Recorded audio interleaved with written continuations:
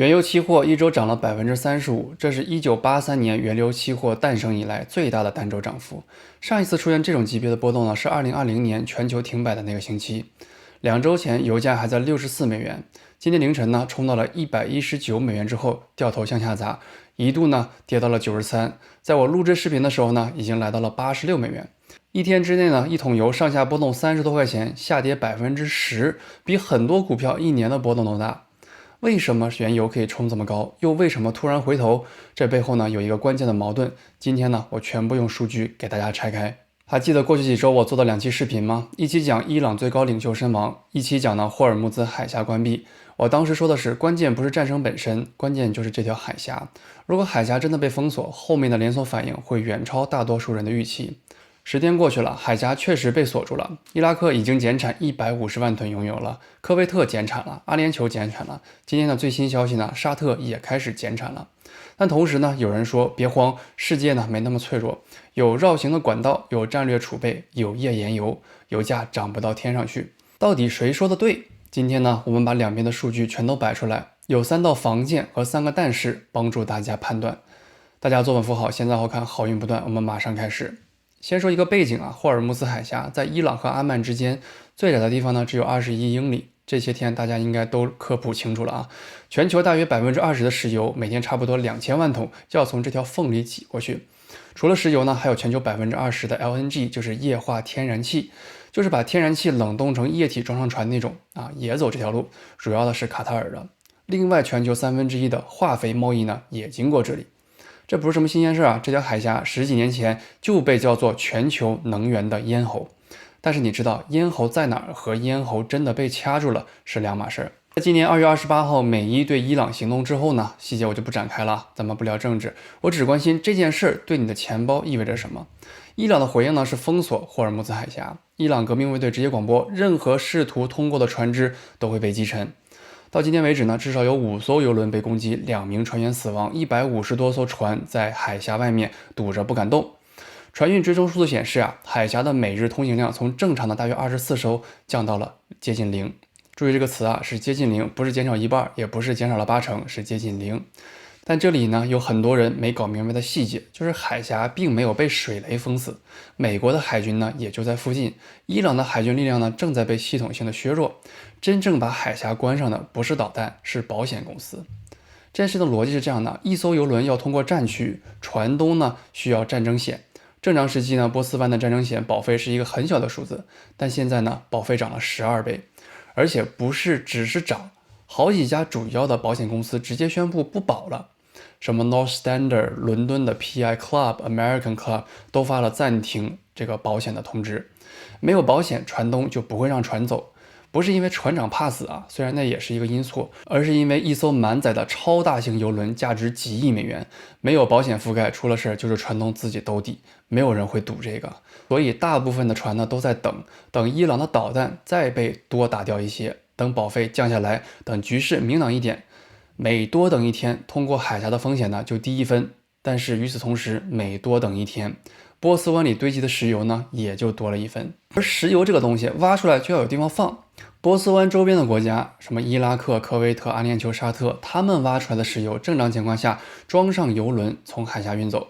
现在呢，油轮出不去，油就堆在港里和储油罐里。储油罐是有上限的，满了就必须减产，不是想不想的问题啊，是物理上没地方放了。伊拉克是第一个扛不住的，因为存储的空间耗尽，已经被迫减产150万桶一天。正常呢，他们是日产450万桶，砍掉了1/3。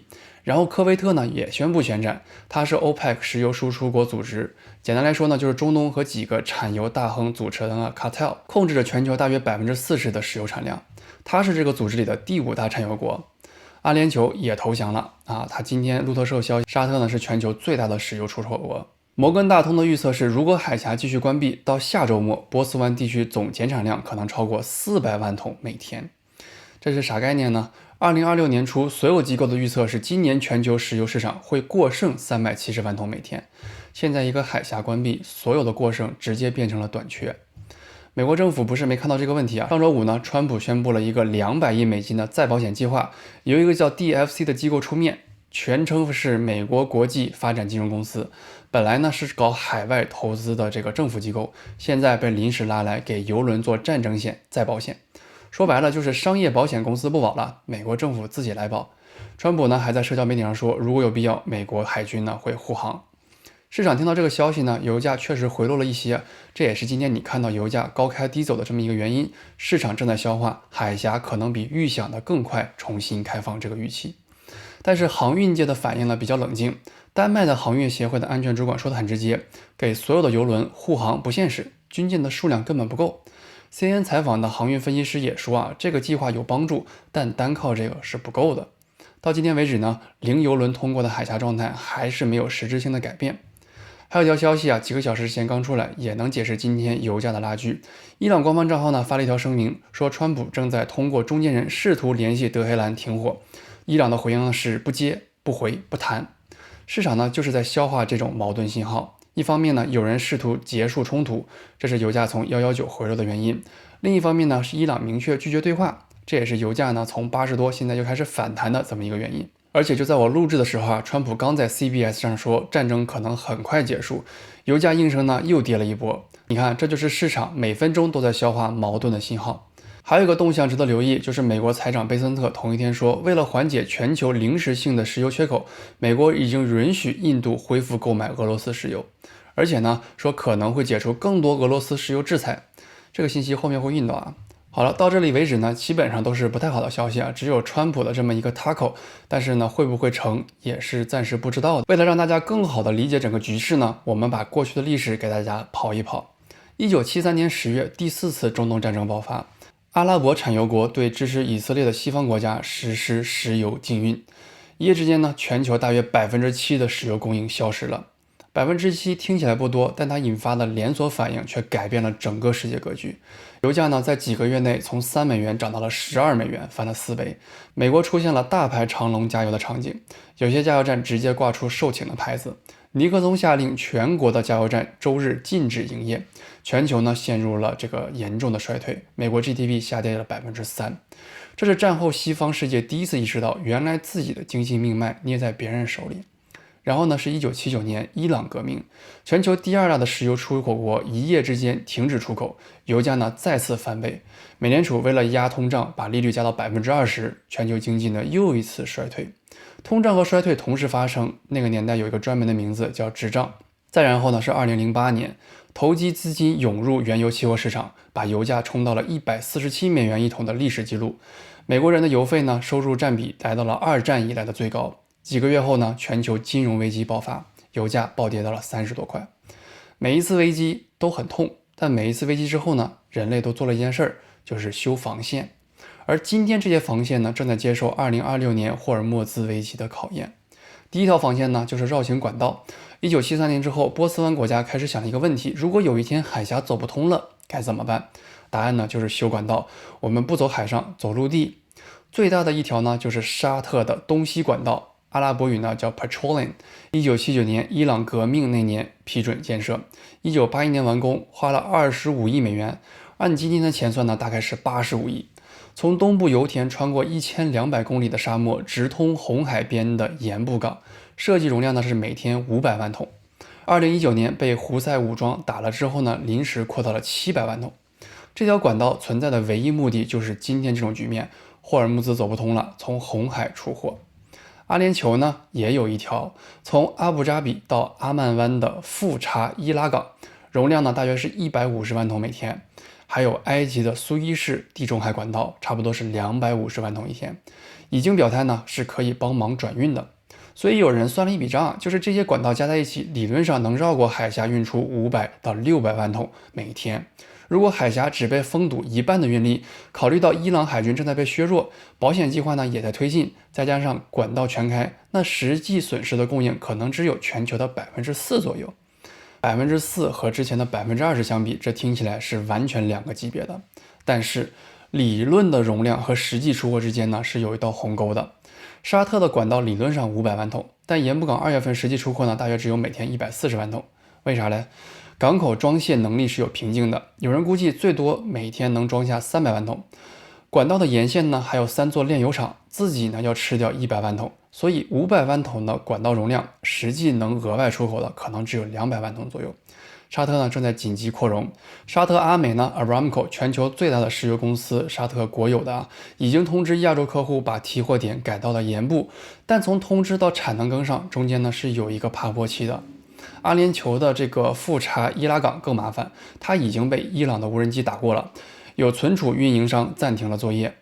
而 Texa 一家专门追踪全球这个油轮流向的数据公司的分析师说，已经出现了油轮装到一半就开走的情况，因为设施被攻击了，不敢继续装了。这条绕行线呢是半废的状态。还有一个问题啊，就算油从盐部出来了，要运到亚洲客户那里，得走红海，过曼德海峡。胡塞武装已经宣布重新恢复对红海商船的攻击，一条咽喉刚绕过去，另外一条咽喉呢又被卡上了。中东全球石油委员会一位研究员的原话是：这些替代线路能缓冲冲击，但不能消除冲击。每天2000万桶的通行量，绕过管道实际能覆盖300-400万桶，剩下的缺口呢，还是得靠别人。1973年危机之后呢，西方国家做了一件当时看起来代价很大，但今天证明极其明智的事件，就是建立了 IEA 国际能源署。这个组织的核心逻辑就是一句话：产油国呢是 OPEC 联合起来卡你的脖子，那消费国也得联合起来存粮。IEA 强制要求成员国持有相当于90天净进口量的石油储备。美国、加拿大、日本，大部分欧洲国家都在这个体系里。中国虽然不是 IEA 成员国，但是自己呢也建了一套庞大的战略储备，大约有12亿桶。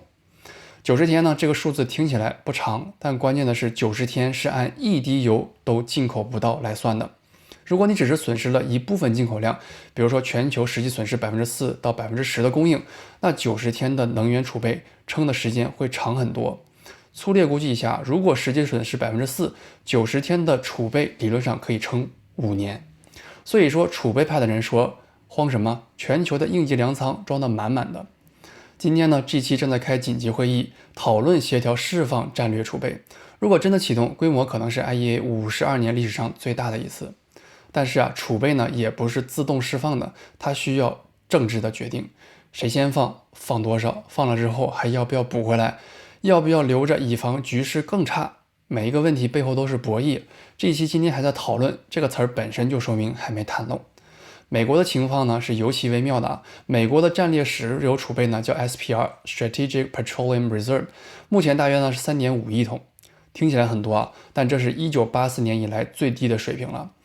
2020年俄乌战争的时候呢，释放了1.8亿桶，至今呢还没完全补回来。还有一个更深层次的问题啊，就是储备是一次性的，放完了就没了。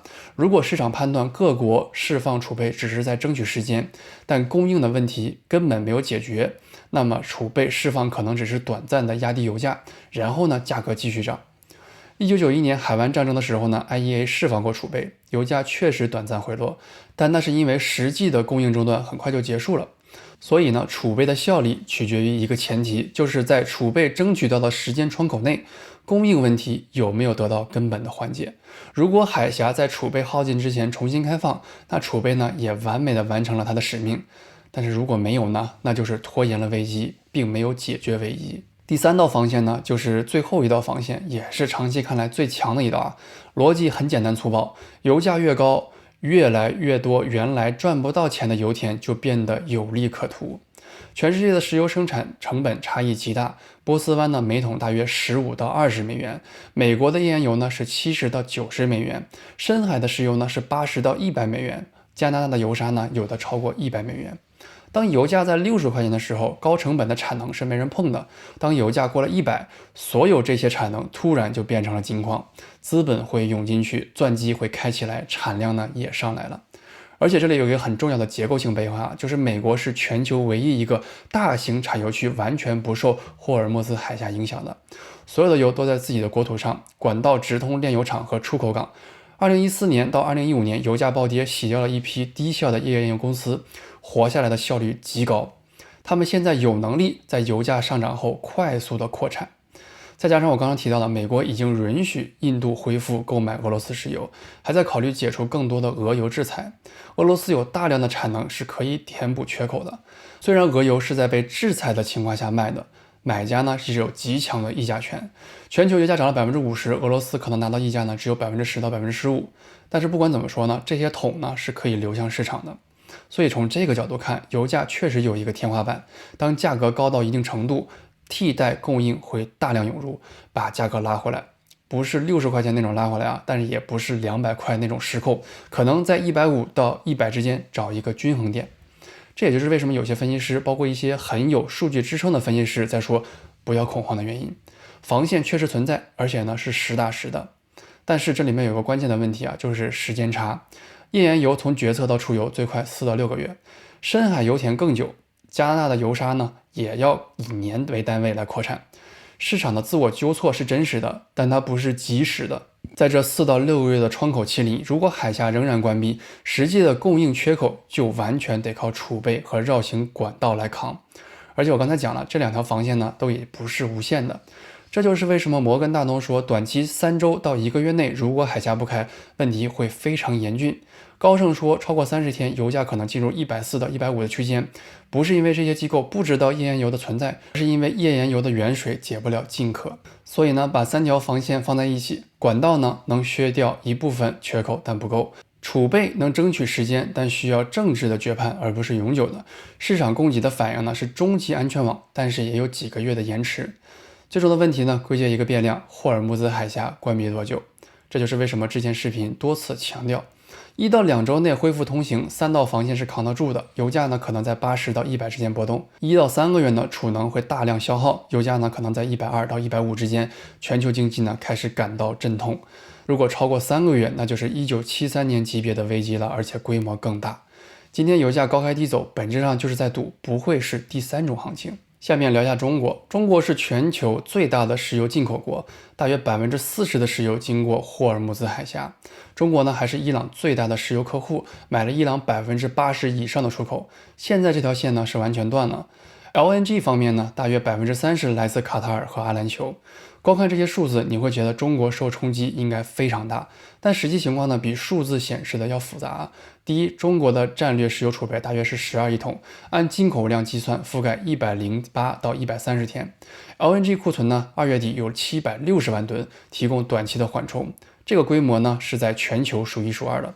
第二呢，是中国有一个日本、韩国没有的选项，就是大幅增加从俄罗斯陆上管道采购。中国的石油管道是不经过任何海上通道的，完全不受海峡封锁影响。刚才已经提到，美国放松了对俄油的制裁，这实际上让中国增加俄油采购变得更加方便。第三呢，是从 CNBC 的分析上来看，中国承受高油价的能力呢是优于日本和韩国的。原因呢不只是储备多，还因为过去10年呢，中国在新能源的投入上已经开始产生结构性的缓冲了。中国的新能源车的渗透率呢已经超过50%，这意味着油价上涨对中国交通运输成本的冲击比10年前要小得多。所以整体判断，中国短期有缓冲，中期呢有替代线路，不是最脆弱的那个。最脆弱的呢可能是这个巴基斯坦，99%的这个 LNG 都来自卡塔尔和阿联酋，以及孟加拉国、印度的部分地区。但是扛得住不等于没影响啊！中国40%的石油进口路线受阻，运费呢暴涨至历史记录。从中东到中国的超大型油轮运费一天涨了94%，达到了每天42美元。